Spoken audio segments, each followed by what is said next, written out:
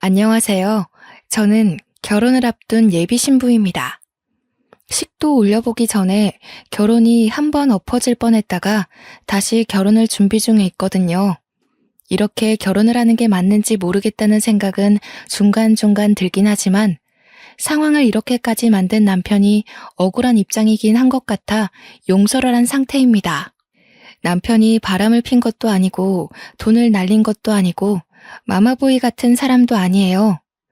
모자르듯 남편과의 인연을 단번에 정리할 수가 없기도 했고 남편과 제 2의 인생을 함께 해보지 못해서 그런지 남편을 향한 마음이 여전히 컸기 때문입니다.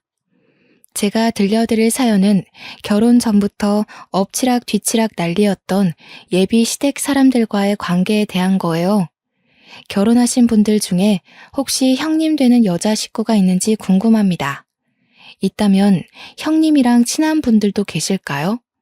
저는 아직 정식 식구도 아닌데 예비 형님 문제로 결혼을 엎을 뻔했거든요. 물론 지금은 당연히 해결이 되었기에 제가 이 글을 쓰게 된 것인데요. 제 이야기 한번 들어보시고 제 언행에 대해 따끔한 조언 한마디씩 부탁드립니다.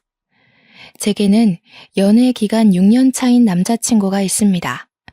저희는 서로 긴 기간 연애하면서 경제 차이를 그리 못 느꼈고 자연스레 얘기를 트게 된 집안 사정만 들어봐도 서로 형편이 비슷했어요. 예비 신랑과 결혼을 약속한 관계로 발전할 수 있었던 이유 중 양가 집안 형편도 나름 조건에 있었습니다. 너무 수준 차이가 많이 나면 한쪽이 부담스럽잖아요. 저희는 다행히 금전적인 부분에서 문제될 게 전혀 없었다는 겁니다. 저와 예비 신랑은 결혼하기 전 모아둔 돈과 약간의 대출을 받아 적당한 빌라 정도에서 살 수 있는 집까지 알아봐뒀습니다.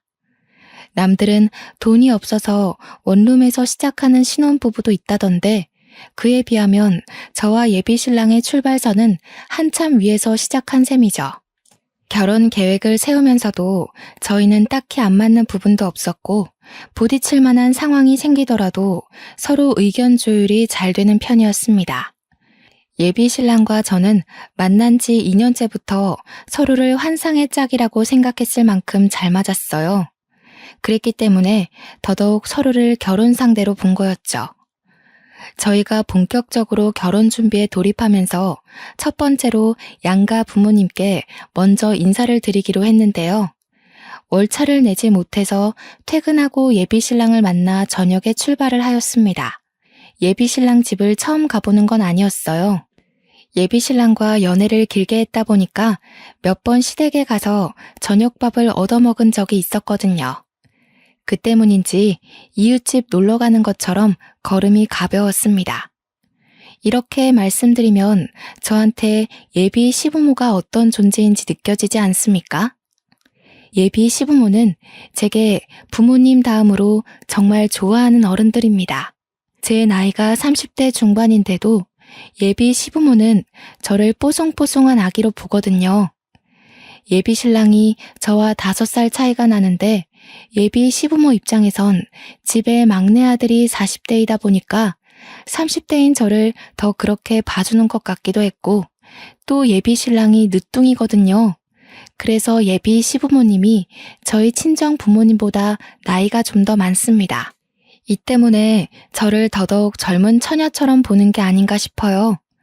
예비 신랑이 막내라고 했잖아요. 네, 예비 신랑에게는 형이 하나 있습니다. 예비 아주버님은 남편과 제법 나이 차이가 많이 나더라고요. 50대라고 들었습니다. 저희 친정엄마가 50대 후반인데 아주버님과 고작 9살 차이 나는 거 있죠. 그래서인가 예비 시부모와는 벌써 친해졌지만 이상하게 아주버님은 조금 어려웠습니다. 아주버님이 잘 나가는 회계사라서 친근한 이미지는 아니었기 때문에 멀게 느껴졌을 수도 있겠네요. 제가 예비 신랑과 연애를 시작한 초창기에 아주버님이 결혼을 했다고 들었어요. 결혼하고 바로 분가를 했기 때문에 제가 예비 시댁으로 발길하기 시작했을 때는 당연히 아주버님 얼굴을 볼 수 없었습니다. 그렇다고 한 번도 마주하지 않았던 건 또 아니에요. 예비 신랑과 함께 하다 보니 지나가다 한 번씩 짧게 마주치는 순간도 있었으니까요. 제가 이렇게 아주버님 얘기를 길게 했던 건 당연히 예비 형님 얘기 때문이란 거 앞에 말씀드렸죠. 아주버님 얼굴도 잘 못 봤는데 제가 어디 예비 형님을 만났을 리가 있겠습니까? 아주버님도 바깥에서 예비 신랑 때문에 어쩌다가 마주친 거라 주부인 예비 형님은 한 번도 본 적이 없었어요. 아마 결혼하기 전에 인사자리나 결혼식에서 보게 되지 않을까 싶었습니다. 그동안 일 때문에 바빠서 오랜만에 예비 시댁을 가는 거였는데요. 아무리 오랜만에 간다고 하더라도 제가 예비 시댁 가는 길을 모르는 게 아니거든요. 그런데 예비 신랑이 제가 알던 방향이 아닌 다른 방향으로 운전을 하는 겁니다. 어디 가냐고 물어봤더니 근래에 예비 시댁이 이사를 했다고 하더라고요. 도착하기 전만 해도 몰랐던 소식이니까 그저 놀라기만 했고 또 제가 예비 시댁에 그동안 연락을 너무 안 했구나 생각하기만 했습니다. 그러나 저는 예비 신랑이 도착한 아파트를 보고 놀랄 수밖에 없었는데요. 분명 일반 빌라에 살고 계셨는데 이사 온 곳은 다름 아닌 강남의 대형 아파트인 거 아니겠습니까? 평소 예비 신랑이 주말마다 복권을 하고 있는 걸 알기 때문에 1등이라도 당첨된 줄 알았습니다. 예비 신랑한테 어떻게 된 거냐고 사정을 물었더니 예비 형님이 이 집을 해줬다고 하는 겁니다. 예비 형님과 아주버님은 잠깐 맞벌이를 했었는데 그 당시 아이를 시부모님께 맡기고 일을 봤다고 해요. 그 노고가 고마워서 예비 형님이 예비 시부모한테 선물로 준 게 이 아파트라고 했습니다. 그 소리를 듣고 저는 처음으로 이 결혼에 덜컥 긴장이 되었습니다. 예비 시부모도 저를 이 정도로 떨게 하진 못했는데 예비 형님의 재력이 이 결혼에 대한 고민으로 이어지게 되더군요. 그날 본 아파트 때문에 갑자기 예비 신랑과도 거리감이 생기는 느낌이었어요. 결혼이란 게 인생의 동반자를 약속하는 예식이기도 하지만 양가 집안이 파트너로서 손을 잡는 거다라는 말을 어디서 들었거든요. 갑자기 예비 시댁 쪽의 재력이 대폭 뛰어버린 셈이니 혹시라도 균열이 생겨버리면 어쩌나 걱정이 되었습니다. 결혼 준비 때문에 집을 알아보다가 그 아파트 내부까지 컴퓨터로 구경해 본 적이 있었는데 역시 사진은 실물과 비교할 게 못 되더군요. 예비 시댁을 들어갔더니 무슨 대통령 집이라도 보는 줄 알았습니다. 어찌나 넓고 세련되었는지 한순간에 매료되었지 뭡니까. 언제나 그렇듯 예비 시부모는 오랜만에 찾아온 저를 딸내미 맞이하듯 두 발 벗고 달려와서 안아주었습니다. 오느라 고생 많았지? 너희들 언제 결혼하나 내내 기다렸다. 수양이 멀미는 없었어? 거기서 여기 오는데 꽤 오래 걸렸을 텐데. 괜찮아요, 어머님. 바빠서 이제야 찾아오네요. 그동안 몸 건강히 잘 지내셨죠? 어쩜 이렇게 피부가 갈수록 고와지세요? 어머, 그러니? 네가 보내주는 화장품들이 좋아서 그런 거지 뭘. 네 시애비도 요즘 기미가 많이 줄었어. 우리가 다 늙어서 이렇게 며느리 덕을 본다. 제가 피부과 간호사로 일하고 있어서 저희 부모님과 예비 시댁 화장품을 주기적으로 챙겨드리고 있었어요. 별것 아닌데도 예비 시댁에선 선물을 받고 나면 꼬박 제게 연락을 해서 고맙다고 해주셨습니다. 생색내고자 챙겨드렸던 건 아닌데 그만큼 예비 시부모의 인품이 훌륭했다는 겁니다. 예비 신랑은 이제 막 약사로 개인 약국을 차리게 된 젊은 새내기였어요. 예비 신랑이 제 친정을 알아서 먼저 챙겨줬기에 저도 제 선에서 똑같이 잘하고 싶어서 그랬습니다. 원래 그날 예비 시부모와 저녁 한 끼하고 바로 돌아가는 거였는데 예비 신랑이 바로 앞동에 예비 형님이 산다고 하면서 온 김에 인사하고 가는 게 어떻냐고 제안하더라고요. 한 번도 만난 적 없지만 언젠가 만나야 될 예비 형님 언급에 잠깐 잊고 있던 긴장감이 다시 불쑥 솟았습니다. 이렇게 갑자기? 약속된 것도 아니라서 그쪽에서도 불편할 텐데. 게다가 이미 저녁 시간도 훨씬 넘겼잖아. 나는 처음 뵙는 건데 이렇게 찾아가는 건 좀 예의가 아니지 않을까? 에이, 형수는 그런 거 없어. 얼마나 털털하고 시원한 성격인데. 평소에 내가 자기 자랑하면 그렇게 보고 싶어 하더라고. 내가 형수랑 동갑이라 친구처럼 지낸다고 했잖아. 그렇다 보니 가끔 만나서 사적인 고민이나 얘기도 나누거든. 근래에 네 얘기를 엄청 했더니 자리 좀 만들어 달라고 하더라. 예비 신랑의 해맑은 제안에 저는 결국 따를 수밖에 없었습니다. 방문 손님으로서 선물도 준비 못했는데 예비 신랑이 다 괜찮다고만 해서 그대로 예비 형님 집을 찾았습니다. 그렇게 방문한 예비 형님네 집은 예비 시부모 집보다 훨씬 넓고 화려했어요. 뒷동보다 앞동이 더 비싼 곳이란 건 알고 있었지만 이 정도로 운동장 같은지는 몰랐습니다. 원래 예비 형님이 예비 시부모 집도 앞동 아파트로 사주려고 했대요. 그런데 예비 시부모가 둘이서 살 건데 뭐하러 그리 큰데 사냐고 해서 뒷동으로 사줬다고 했어요. 예비 신랑 뒤만 따라서 눈치 보며 들어갔더니 예비 아주버님과 예비 형님이 옷을 여미면서 마중을 나와 있었습니다. 예비 아주버님은 누가 봐도 아저씨 같은데 그에 반해 예비 형님은 완전 아가씨더라고요. 예비 신랑과 동갑이라는 건 알고 있었지만 예비 아주버님과 안 어울릴 정도로 어려 보여서 좀 놀랐어요. 예비 형님은 다소 화려한 인상인 저와 다르게 강아지처럼 순한 인상을 가졌더군요. 그 때문에 웃는 모습이 그렇게 사근사근하고 상냥해 보였고 덕분에 제 긴장이 은근 풀리기도 하였습니다. 어머, 수양 씨는 피부과 간호사라더니 피부가 정말 좋다. 시술 하나도 안 한 거죠? 역시 아는 게 힘이라고. 저도 화장품 추천 좀 주면 안 돼요? 네, 시술은 안 해봤어요. 제가 시간 날 때 제품 몇 개 보내드릴게요. 그런데 굳이 안 하셔도 될 것 같은데요? 이미 피부 빛깔이 장난 아니세요. 저와 예비 형님은 여자라면 적당히 나눌 인사를 했고 예비 형님이 직접 과일을 대접해 주었습니다. 예비 형님은 순한 인상에 비해 꽤나 직설적인 톤이었는데요.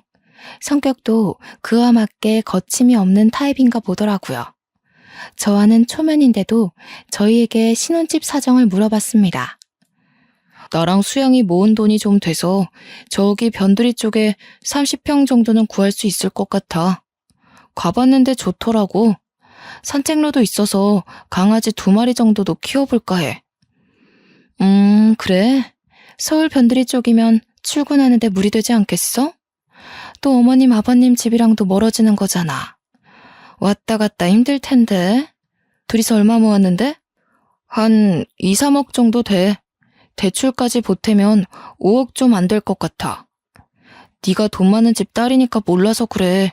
결혼 이렇게 시작하는 거면 어렵지 않게 출발하는 거야. 뭐 보통 신혼부부와는 다르게 결혼하긴 했으니 모른다고 볼 수 있겠지. 그러지 말고 너희들도 이 아파트로 들어오면 어때? 내가 보태줄게. 예비 형님은 표정 하나 안 변하고 저희에게 30억 아파트로 들어오라고 제안했습니다. 대출 받지 말고 자기한테 모았다는 돈 2, 3억만 내라면서 그럼 30억 아파트 계약해주겠다고 하는 거 아니겠어요? 당황한 저와 달리 예비 신랑은 땅속에서 다이아몬드라도 발견한 사람처럼 눈빛이 번쩍 빛나더군요. 예비 신랑과 예비 형님이 친구처럼 지낸다는 것도 물론 알고 있었지만 둘은 모든 면에서 서슴없을 정도로 친한 듯 보였습니다. 정말 진심이야? 우리한테는 이런 거 농담 아니야. 괜히 말장난하는 거면 그렇다고 얼른 말해라. 그런 게 아니라면 우리야말로 진심 고맙지. 농담 아니야. 내가 언제 너한테 돈으로 농담하는 거 봤니? 앞동은 부담스러울 거잖아. 뒷동으로 해줄까 하는데 어떻게? 당장 해줘? 예비 신랑과 예비 형님 둘이서만 신난 대화였습니다. 예비 아주버님은 일 때문에 저와 인사만 했을 뿐 줄곧 방에 있었어요. 저 혼자 덩그러니 그 둘 대화를 보며 불청객 마냥 앉아 있었죠. 예비 신랑은 제게 너무 잘 됐지 않냐고 하면서 3억으로 30억 아파트에 살 수 있게 되었다고 되게 좋아라 했습니다. 근데 저는 왠지 그게 좀 불편했어요.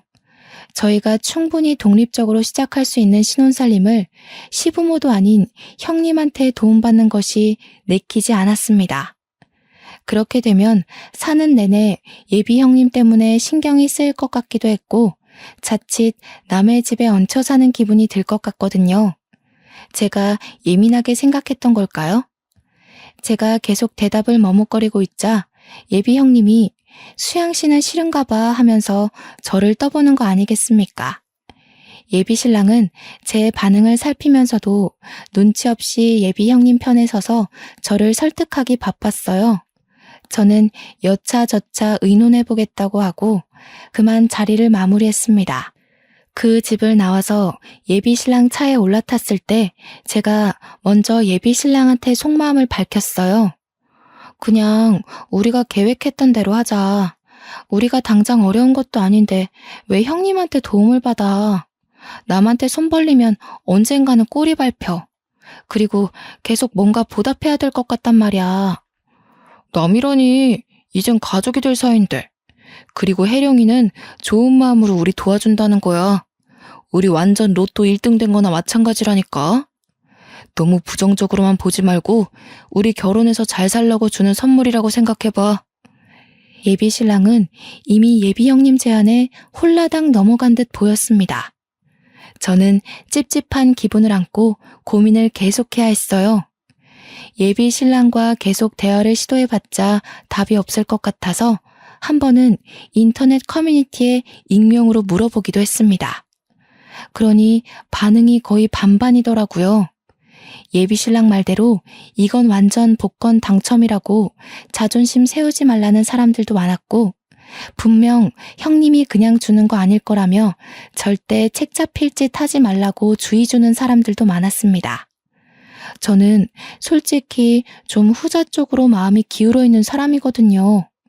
제가 고민을 길게 하는 바람에 예비 형님께 줘야 하는 답은 그 길이 자꾸 미뤄졌습니다. 예비 신랑은 저를 설득하기만 했지 강제로 밀어붙이진 못했어요. 일단 그 제안을 수긍한다면 저희 쪽에 형님 내에 3억을 줘야 하는 입장인데 제 돈을 합치지 않고서는 예비 신랑 혼자 그 돈을 당장 못 만들기 때문이었죠. 제가 고민하는 걸 아는지 한날 모르는 번호로 전화가 왔는데 예비 형님이더라고요. 예비 신랑한테서 제 번호를 받은 듯 싶었습니다. 우리 통화하는 거 처음이죠? 내 번호 저장해놔요. 할 말이 있어서 그러는데 우리 집 찾아올 줄 알아요? 오늘 와줄 수 있어요? 네, 웬만하면 그러고 싶은데 여기서 거기까지 1시간 걸리거든요. 왔다 갔다만 2시간 반은 잡아야 되는데 제가 내일도 출근이라서 어려울 것 같아요. 정 안 되면 우리 집에서 자고 가면 되죠. 이미 수양씨 신랑은 오케이 했는걸요? 내가 꼭 해줄 말이 있어서 그래요. 예비 형님이 할 말 있다고 다짜고짜 사람을 부르는 것보다 예비 신랑이 이미 제안에 허락했다는 게 황당했습니다. 저는 예비 형님과 전화를 끊고 바로 예비 신랑한테 전화했어요. 예비 신랑 말로는 예비 형님이 저한테 전화할 거라고 해서 자기가 굳이 안 했다고 하더군요. 거기서 제가 뭐라고 하겠습니까? 예비 신랑 말도 일리가 있는걸요. 시댁이랑도 별 이상이 없는데 왜 자꾸 엉뚱한 데서 묘하게 불편한 감정이 생기는지 모르겠습니다. 예비 형님이랑 제가 나이가 비슷해서 그런가 싶기도 하고 그때만 해도 진짜 아무것도 몰랐어요. 별 수 없이 예비 신랑을 만나 예비 형님 아파트에 또다시 인사를 하러 갔습니다. 예비 형님이 저희를 부른 이유는 역시나 해결되지 않고 있던 집 문제였어요. 보아하니 예비 형님과 예비 신랑이 짜고서 저를 설득하기 위해 마련한 자리 같았어요. 예비 형님이 집 얘기하자마자 예비 신랑이 적당한 타이밍에 계속 맞장구 치며 저를 부추겼거든요. 둘이서 콩짝이 잘 맞는 걸 보니 저 하나 설득시키자고 작당한 게 충분히 예측되었죠. 그럼에도 불구하고 제가 쉽게 판단을 내리지 못하니까 그 끝도 없는 논쟁은 참 길게도 이어졌습니다. 결국 저는 거기서 저녁도 먹고 하룻밤 신세까지 지게 되었어요. 예비 형님이 저와 예비 신랑에게 손수 잠옷도 빌려주더군요. 그날 저는 빈방에서 예비 신랑과 긴밀한 대화를 더 나눴습니다. 자기 이러는 거 솔직히 자존심으로밖에 안 보여. 혜령이 두 번째 보잖아. 집 사줬다고 생색내래로 보였어? 왜 이렇게 부정적이야? 자존심? 그래, 자존심 상하긴 해. 왠지 받으면 안 될 것 같아서 그러지. 내 돈도 아닌데 언젠가는 그걸 달라고 할 수도 있고, 그걸 빌미로 우리한테 생색을 낼 수도 있어. 계속 같은 소리네. 혜령이 그런 애 아니라니까. 혜령이는 너더러 신중하고 야무져서 나보고 신부 하나는 잘 골랐다고 하더라. 어차피 나랑 결혼하면 혜령이랑 한 식구가 되는 건데 좀 좋게 보려고 노력하면 안 돼? 제가 답답하게 행동했는지 예비 신랑은 잠깐 담배 좀 피고 오겠다고 나가버렸습니다. 예비 신랑은 담배를 자주 피는 건 아니었고 열받을 때마다 성질내는 대신 담배로 화를 다스리는 사람이었는데요. 그러니까 지금 성질이 났다는 뜻이에요. 예비 신랑이 저렇게까지 나오니까 진짜 예비 신랑 말대로 제가 너무 민감하게 생각했나 싶더라고요. 예비 신랑 돌아오면 좋은 방향으로 얘기를 다시 해볼 생각이었습니다. 그런데 예비 신랑이 1시간이 넘어도 안 오는 거 아니겠어요? 기다리다 못한 제가 방 밖을 나가봤는데 넓은 거실 쪽에서 무슨 소리가 들렸습니다. 소리 나는 대로 따라가 보니 거실이 아니라 주방 쪽이었고 저는 발소리를 더더욱 죽여가며 소리의 출처를 찾아보게 되었죠. 그런데 그곳에서 저는 정말 충격적인 장면을 보게 되었는데요. 예비 형님과 예비 신랑이 대화 중인 것 같았는데 예비 신랑이 머리를 싸매며 잠깐 고개를 숙이고 있는 상황에서 예비 형님이 예비 신랑한테 줄 물에다가 뭔지 모를 약을 타는 겁니다. 당시 휴대폰을 들고 있던 상태도 아니었고 들고 왔더라도 당황해서 못 찍었을 정도로 놀랐습니다. 예비 신랑이 아무것도 모르고 그걸 마시려고 하길래 저도 모르게 뛰어가서 예비 신랑 손에 있는 컵을 쳐내버렸어요. 방금 물에다 뭐 하신 거예요? 이상한 짓 한 거 맞죠? 제가 똑똑히 봤어요. 물에다가 이상한 가루약 탔잖아요. 저기 싱크대에 껍질도 버렸... 무슨 소리 하는 거야? 수양씨 자다가 꿈이라도 꿨어요? 아무리 그래도 그렇지 사람 다칠 뻔했잖아요. 새벽에 이게 무슨 난리야. 제가 싱크대로 가서 예비 형님이 썼던 약봉지를 손대려고 하자 예비 형님이 제 앞을 막아서더니 갑자기 주저앉았습니다. 그러더니 맥락 없이 서럽게 울기 시작하는 거 아니겠습니까?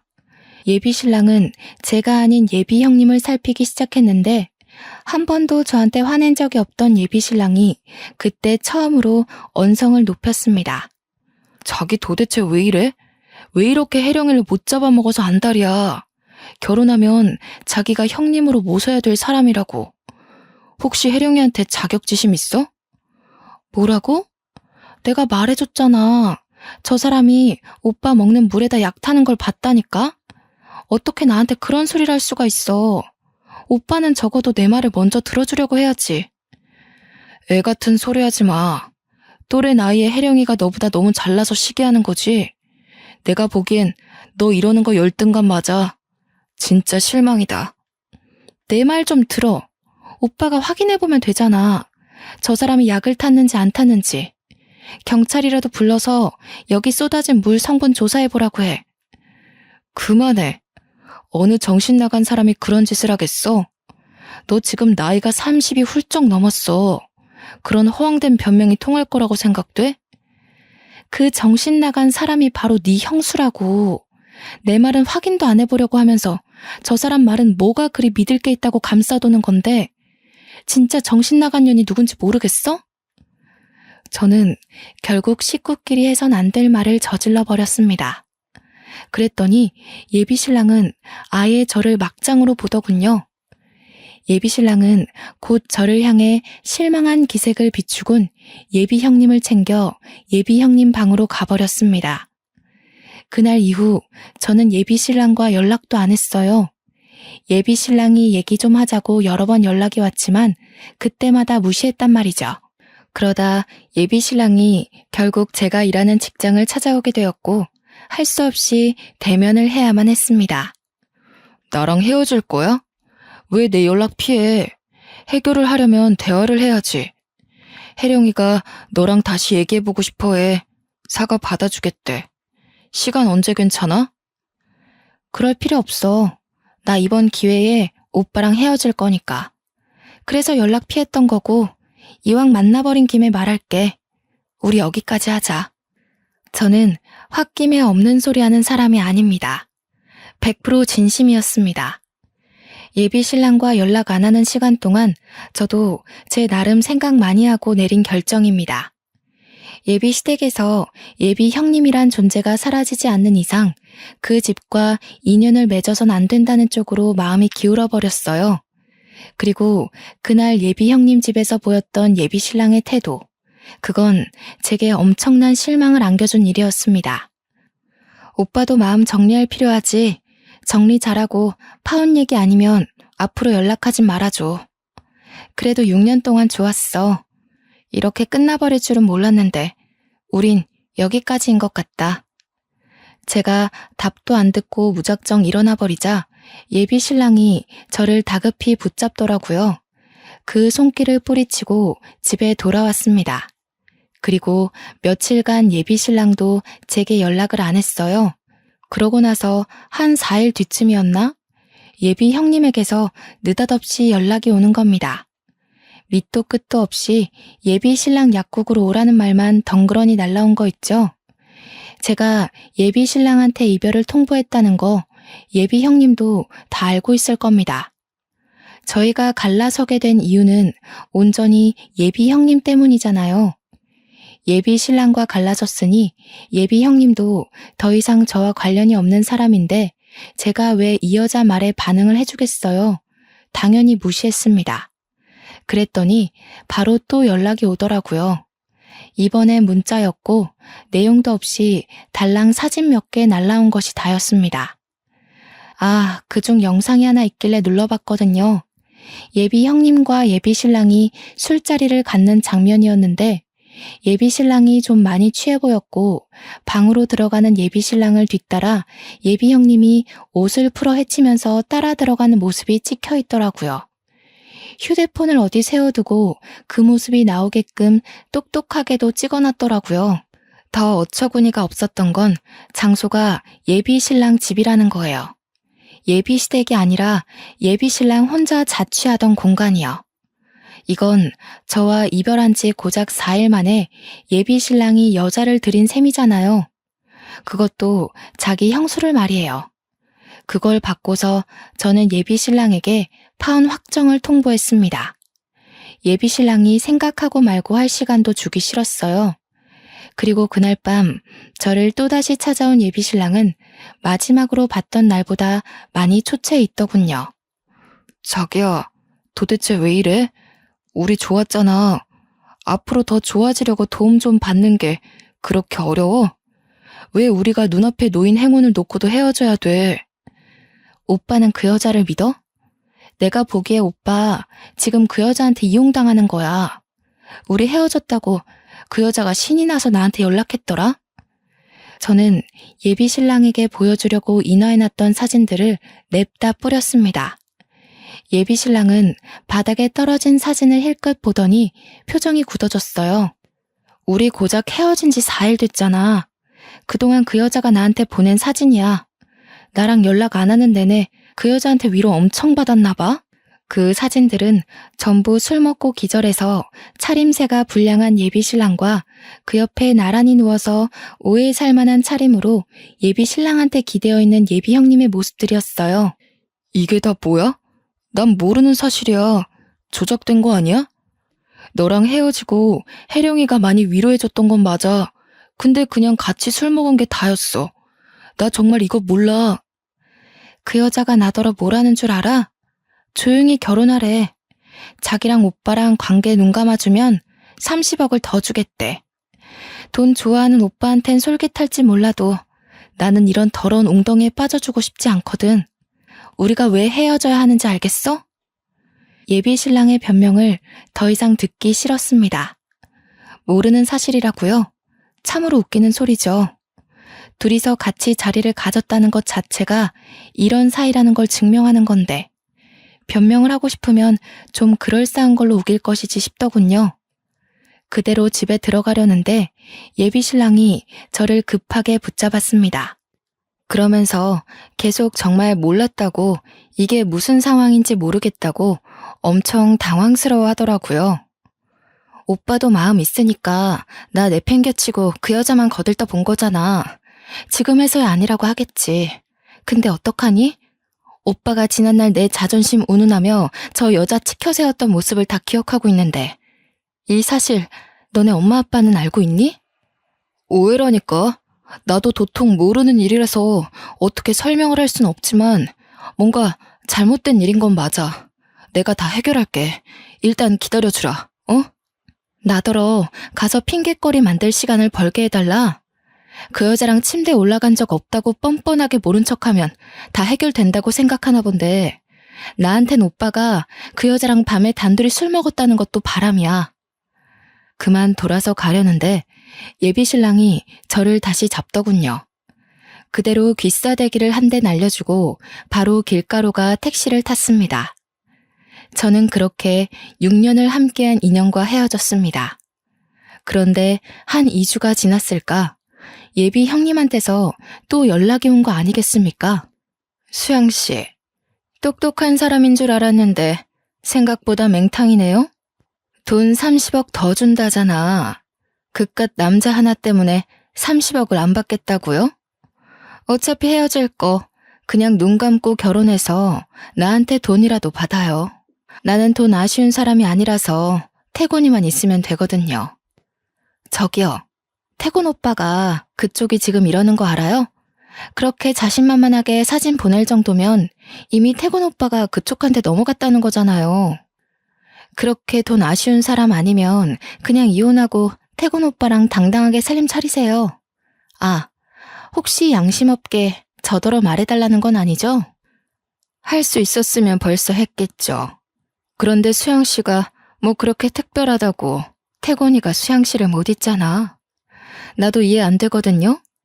돈도 없고 생긴 것도 평범한데 뭐 때문에 수양 씨를 못 나서 다 죽어가는지 몰라. 설마 어려서 그런가? 생각하는 꼬라지하고는 둘이서 뭔 작당을 했길래 또 나를 구워 삶기 시작하는지 모르겠는데 재혼을 하든 동거를 하든 내 알 바 아니니까 알아서들 하세요. 똥 묻은 돈으로 유혹해봤자 제 눈엔 그냥 똥으로밖에 안 보이네요. 뭐라고요? 말하는 싸가지하고는. 됐고 태곤이 마음부터 돌려놔요. 혹시 수양 씨가 자꾸 여지 주고 있는 거 아니야? 그게 아니면 고작 6년 만난 걸로 사람이 망가지는 게 말이 안 되잖아요. 저 지금 바쁘거든요. 누구처럼 할 일 없이 집에서 남자 꼬시는 사람과는 달라서요. 이혼할 엄두가 안 나서 그러는 거면 그건 제가 도와드릴 수 있을 것 같네요. 기다리세요. 입씨름하기 싫어서 무작정 예비 형님 전화를 끊었더니 예비 형님이 또 전화가 오는 겁니다. 저만 이렇게 사랑하는 사람들을 잃는 건 억울하잖아요. 예비 형님한테 직접 이혼하는 걸 도와주겠다고 했으니 약속은 지켜야겠더라고요. 저는 예비 형님 연락을 다 넘기고 바로 예비 아주버님께 문자로 연락했습니다. 예비 형님께 받았던 사진과 영상 그리고 통화 녹음 내용을 전부 보내줬어요. 이 상황에 상관없던 예비 아주버님께 괜한 피해를 주는 것 같아 죄송했지만 한편으론 예비 아주버님이 이혼을 했으면 좋겠다고도 생각했어요. 예비 아주버님께 보낸 연락들로 인한 파장은 제법 컸습니다. 제가 예비 시댁에서 오는 연락을 받지 않으려고 일부러 벼르고 있었는데 상상 이상으로 연락이 많이 오더라고요. 예비 시부모께는 이렇게 되어버린 사실이 죄송해서 차마 연락을 받을 순 없었고 예비 형님 전화는 마지막으로 딱 한 번 받아봤습니다. 어떤 꼴이 되었는지 좀 궁금했거든요. 뭣도 없는 년, 기세 좀 펴게 도와줄랬더니 꼴에 자존심만 세서는. 네가 감히 나를 이 꼴로 만들고서 무사할 것 같아? 세상에 돈만 있으면 못하는 게 없어.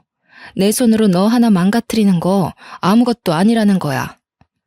네가 가진 돈이 다 네 돈이니? 네 부모님 돈 아니야? 부모 없으면 아무것도 아닌 주제에 세상에서 돈만 있으면 다 된다고? 그런데 왜 나한테 전화해서 따지고 있어? 가서 돈으로 사람들 마음 사서 네 편 만들면 되잖아. 그게 안 되니까 너도 이 난리인 거 아니야? 이혼하게 도와줬으면 고맙다고 절이나 할 것이지. 뭐라고? 어디서 반말이야. 이혼을 하고 말고는 내가 정한다고 했지. 태곤이까지 날 미친년으로 보잖아.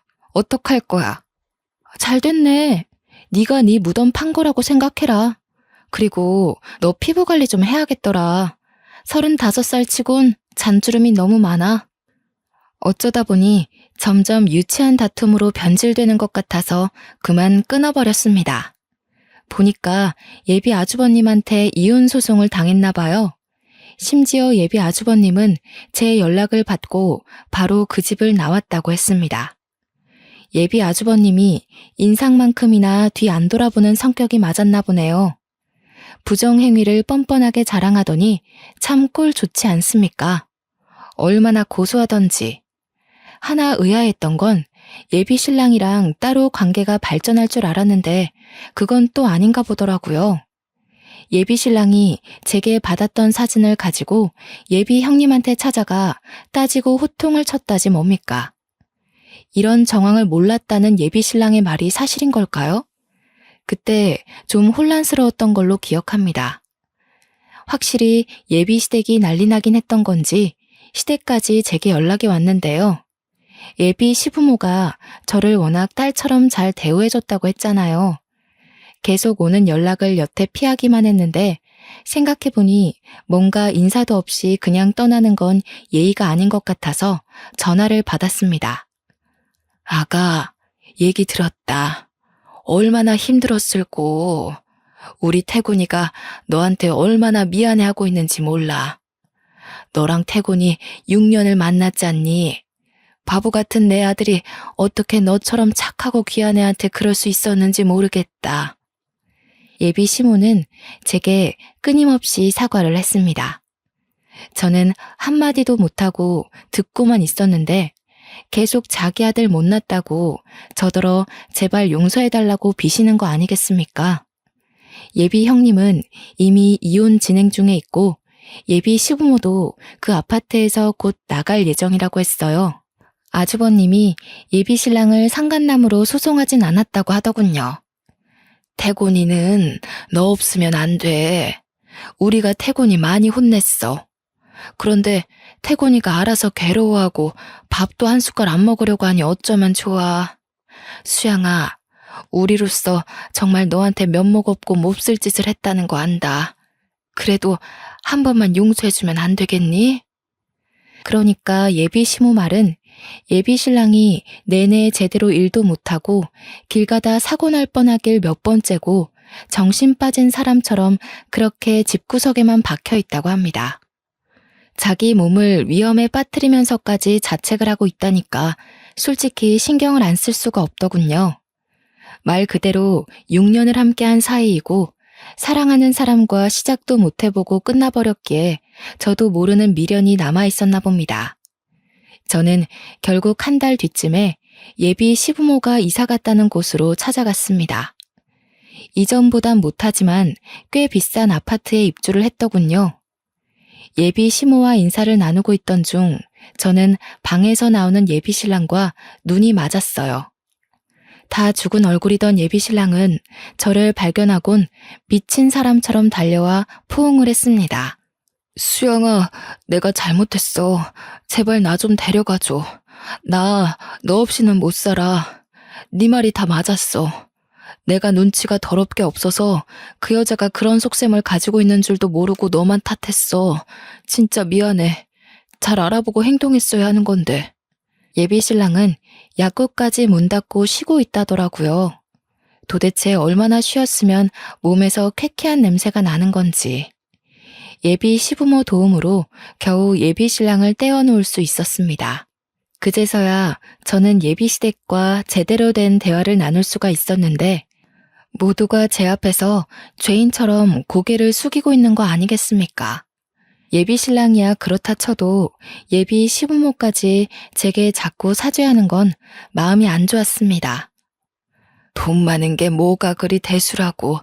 나는 돈 많은 며느리 필요 없다. 사람 자체가 괜찮아야지. 수야, 너는 우리한테 아무것도 해줄 필요 없어. 그냥 너 하나가 우리 집 며느리로 들어온다면 우리는 그걸로 족하다. 예비 시모는 저와 예비 신랑이 다시 재회하길 계속 사정을 했습니다. 얌전하기만 한 예비 시부도 제게 진심으로 미안하다고 했고 옆에서 예비 신랑은 무릎을 꿇은 채 고개만 숙이고 있었어요. 미련 남은 건 저도 마찬가지였기에 저는 결국 사과를 받아주었고 예비 신랑과 다시 재회를 하게 되었습니다. 예비 아주버님이 재산 분할 소송까지 했기 때문에 제법 이득 보고 끝낸 것 같더라고요. 현재 예비 시댁에는 아주버님까지 모두가 같이 살고 있었습니다. 그럼에도 58평 아파트라 그런지 좁은 느낌은 전혀 없었어요. 현재는 결혼을 미루긴 했지만 예비 신랑과 다시 결혼을 전제로 한 만남을 이어가고 있는 중입니다. 아마 결혼을 하게 되면 제가 시댁으로 합가를 하지 않을까 싶어요. 그리고 예비 신랑은 제게 죄지었던 마음을 전부 갚기라도 하듯 굉장히 잘하고 있어요. 제가 하는 모든 의견을 자신보다 우선순위로 두면서 저를 존중해 줍니다. 원래도 저를 배려하는 사람이었는데 어쩌다 보니 예비 형님 문제로 틀어진 거였죠. 저는 결혼을 하기 전에 이 같은 불상사를 겪은 터라 이혼의 상처는 없지만 많은 분들이 저와 같은 비슷한 일에 연루되어 이혼까지 가기도 하겠죠. 저는 언제든지 시댁을 놓을 수 있는 입장이라서 또 포기하는 게 쉬웠던 시기에 있었던 일이라 빠르게 극복할 수 있었거든요. 그러나 이미 결혼을 했고 자녀가 있는 분들이라면 정말 많이 고될 것 같다는 생각이 드네요. 살면서 이런 황당한 문제는 부부 프로그램에서만 볼 수 있는 일인 줄 알았는데 이런 무서운 일이 현실에서도 일어날 수 있다는 것이 참 놀라웠습니다. 왜 있는 사람이 더 한다고 돈이면 뭐든 다 되는 줄 알던 그 여자가 이번 기회에 따끔하게 깨달았으면 좋겠습니다. 그 여자가 사람들을 잘못 골라도 한참 잘못 고른 거죠. 여태 돈이면 다 되는 삶을 살았을지 모르겠지만 다시는 어디 가서 돈으로 남의 삶에 불질하지 않길 바랄 뿐이네요. 물론 3살 버릇 80까지 가는 터라 어렵겠지만요. 이렇게 긴 글을 써보는 건 처음인데요. 제가 워낙 글에는 소질이 없는지라 글이 좀 뒤죽박죽이었지 않나 걱정이 되네요. 다들 제 사연 괜찮게 들으셨는지 모르겠습니다. 다른 사연들을 보면 사연자들을 아프게 한 사람들과 인연을 끊지 못했을 때 따끔한 코멘트를 좀 많이 남기시던데 왠지 저도 예비 신랑과 재회를 하는 바람에 욕 좀 먹지 않을까 싶어요. 각오 단단히 하고 있습니다. 예비 신랑도 제가 이번 일로 사연 올리게 된 걸 알거든요. 대충 내용들을 얘기해줬고 그 때문에 우리가 욕을 먹을 수도 있다고 특히 예비 신랑한테 귀 간지러울 수 있으니 조심하라고 했거든요. 직접 한 소리 듣는 것도 아닌데 예비 신랑이 덜컥 겁을 먹은 거 있죠? 한참을 웃었습니다. 제 사연이 언제 등장할진 모르겠으나 그때 되면 이미 남편이 되었을 예비 신랑과 함께 저도 우리 이야기를 기다리고 있으려고요. 그만 글을 끝내도록 할게요. 들어주셔서 고맙습니다.